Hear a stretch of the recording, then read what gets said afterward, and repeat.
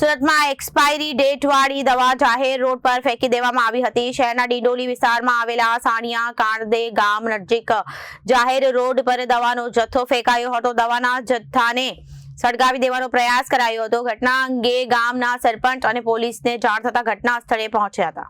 શહેરના ડિંડોલી વિસ્તારમાં આવેલા સાણિયા કાંડદે ગામ નજીક જાહેર રોડ પર દવાનો જથ્થો ફેંકાયો હતો। દવાના જથ્થાને સળગાવી દેવાનો પ્રયાસ કરાયો હતો। ઘટના અંગે ગામના સરપંચ અને પોલીસને જાણ થતા ઘટના સ્થળે પહોંચ્યા હતા। ગામના સરપંચ અને સ્થાનિકો દ્વારા મામલે આરોગ્ય વિભાગને જાણ કરાઈ।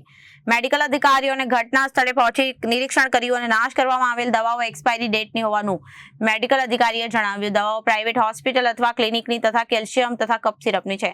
મેડિકલ અધિકારી જાહેર રોડ પર પ્રકારે દવાના જથ્થાનો નાશ કરવો અને જોખમી હવા ફેલાય તો શ્વાસ દ્વારા નુકસાન કરી શકે છે। મેડિકલ અધિકારી બાળકો ભૂલથી હાથમાં પકડી લે છે, પણ જોખમી મેડિકલ અધિકારી દવાઓનો જથ્થો કોને અહીં નાશ કર્યો તે દિશામાં પણ તપાસનો ધમધમાટ શરૂ કરાયો છે। જી, આપનું નામ ને આ કઈ જગ્યા છે અને આ દવા મળી તમને કેવી રીતે મળી? જસપાલસિંહ સોલંકી, સરપંચ સાણિયા કાંડદે। સાણિયા કાંડદે હદ વિસ્તારમાં આ દવાનો જથ્થો જે એક્સપાયરી દવા છે એ કોઈ નાખી ગયું છે। એ અમને હાલમાં જ જાણ થઈ કે 2-3 દિવસ પહેલાં નાખી ગયા છે, એટલે અમે આરોગ્ય વિભાગના અધિકારીઓને પણ જાણ કરી છે। એ લોકો બી પહોંચી ગયા છે સ્થળ ઉપર અને આગળ એની તપાસ કરીને પોલીસને બી ધ્યાન દોરવામાં આવશે અને જે પણ લોકોએ આ કૃત્ય કર્યું છે એની ઉપર કાયદેસરની કાર્યવાહી થશે એવી ખાતરી આપું છું। શું લાગે છે કેમ દવા ફેંકી દો? એક્સપાયરી છે, ક્યારનો એક્સપાયરી છે? કઈ આરોગ્ય ડિપાર્ટમેન્ટના અધિકારીઓએ દવા ચેક કરતાં એમણે કીધું છે કે એક્સપાયરી ડેટની છે બધી દવાઓ। કોણ ફેંકી ગયો છે? કોઈ અંદાજા આવે છે આમાં? અત્યારે તો કંઈ જ ખબર નથી। અમે પોલીસ કેસ કરવાનું કંઈક હાલ માહિતી મળી? આરોગ્ય વિભાગના અધિકારીઓએ કહ્યું છે કે પોલીસને બી જાણ કરીને યોગ્ય કાર્યવાહી કરાવીશું। જી, આપનું નામ ને આપનો હોદ્દો?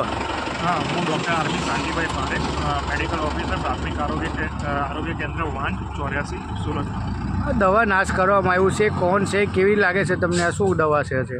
આ દવાઓની પ્રારંભિક તપાસમાં અમને ખબર પડી છે કે આ દવાઓ પ્રાઇવેટ પરચેઝમાંથી છે, જેમ કે પ્રાઇવેટ મેડિકલમાંથી યા પ્રાઇવેટ ક્લિનિકમાંથી લીધેલી હશે ને જે 2022-2021ની એક્સપાયર ડેટની દવાઓ છે, જેમાં કેલ્શિયમ અને કફ સિરપ છે, એન્ટીબાયોટિક છે, થોડાક ઇન્જેક્શનો બી છે, જેનો ઉપયોગ શરદી ખાંસી માટે, શક્તિ માટે તથા ઇન્ફેક્શન નિવારવા માટે થાય છે।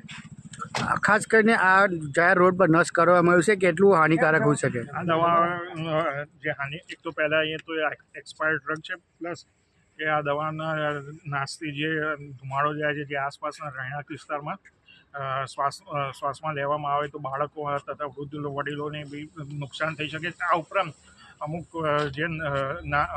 અમુક નાના બાળકોના હાથમાં જો આ દવા આવી જાય ને એ દવા લઈ લે તો બી નાના બાળકને મોટું નુકસાન થઈ શકે છે। આ રસ્તો છે, આમાંથી રોજે સ્કૂલમાંથી આવે જાય ને આ જ રસ્તો પર લોકો નાના બાળકો છે જે ટ્યુબ લઈને રમતા દેખાયા છે, શું કહેશો આમાં?